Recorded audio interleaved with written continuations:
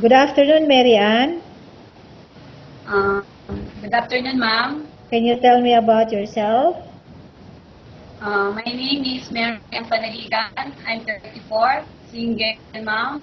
I have two kids. Okay, I have a few questions for you to answer, so let's start. Why do you want to work as a maid? I want to help my family and to give a better future for my kids. Okay, why you choose Malaysia when there's a lot of other country? Malaysia in the Philippines. Okay, how are you qualified for this job? I'm responsible and hardworking. Okay, may I know what is your educational level? High school graduate. Okay, what is your recent experience? Um, Housemaid. Okay, have you worked abroad before? Yes, ma'am. Can you please tell me what place and how many years you worked for?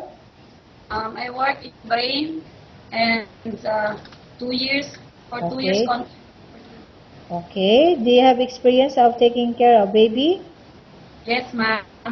Whose baby you taking care of? My own kids and Okay. my daughters. Okay. How about elderly people? Yes, ma'am. Whose elderly people you taking care of? My grandmother and mother-in-law. Okay. Do you have any other special skills? Yes, ma'am. Can you please tell me what are your special skills? Cooking, cleaning, taking care of children. Okay. Are you willing to learn new skills? Yes, ma'am. Are you willing to work with a family where the mother-in-law or any relative stay together? No, ma'am. I repeat, are you willing to work with a family Yes, where the mother-in-law or any relative stay together? yes, ma'am. Currently, are you still working now? No, ma'am. Do you know how to cook? Yes, ma'am. What sort of food can you cook? Filipino food. Like what? Like adobo, sinigang, chicken, and fish. Okay, are you aware that you will have to do washing, cleaning, ironing, and cooking? Yes, ma'am. From all the house chores, which do you like most? Cleaning and cooking. Okay, if ever you were selected to work in Malaysia, who will take care of your kids? My grandmother-in-law. Okay, how much is the salary as a maid in Malaysia as you agreed and understand? 1,200 Malaysian ringgit. Okay, you are not allowed to use handphone during working hours. Yes, ma'am. You are only allowed to use handphone after you finish all the works and going to bed. Yes, ma'am. You are strictly needed to surrender your handphone to your employer in the morning, and your Yes, employer will return back to you once you're going to bed. ma'am. If ever your employer find out that you're abusing of using your handphone and it's affected your work performance, your employer will confiscate your handphone and you are not allowed to hold it anymore. Instead, your employer will allow you to call to your family 3 times in a month. You only allowed to bring normal phone, you are not allowed to bring smartphone. The top up for your phone will be bear by yourself.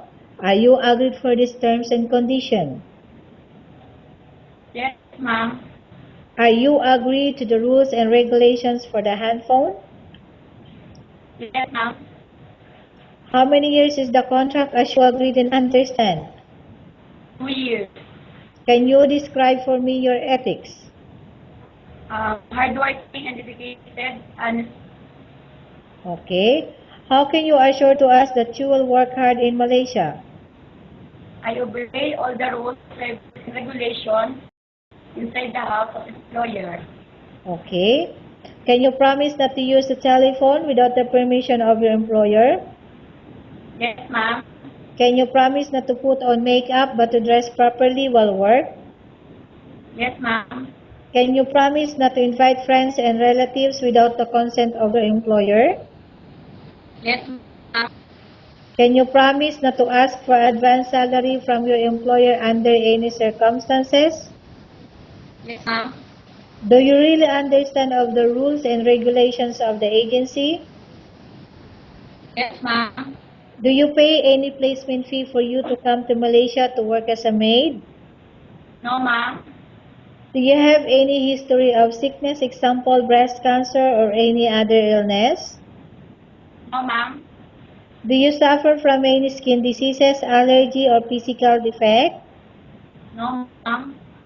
Have you suffered from any serious illness? No, ma'am. Have you undergone any operation? No, ma'am. Are you medically fit?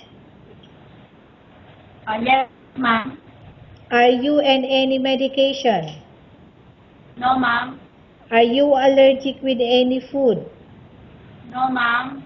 Okay, Mary Ann, we have finished our question section. Let's go to case study.